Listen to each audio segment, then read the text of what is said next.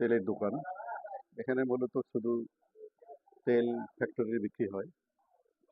এটা একটা স্থানীয় বাজার আর কি।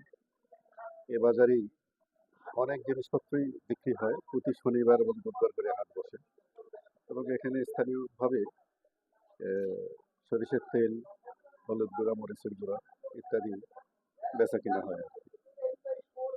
তো মোটামুটি একটা ভালো মানে পরিস্থিতি। গ্রামীণ অবস্থায় মানুষ খুব তাড়াতাড়ি এসে এখান থেকে সবকিছু কেনা বেচা হয় আর কি। আপনারা দেখতেই পাচ্ছেন।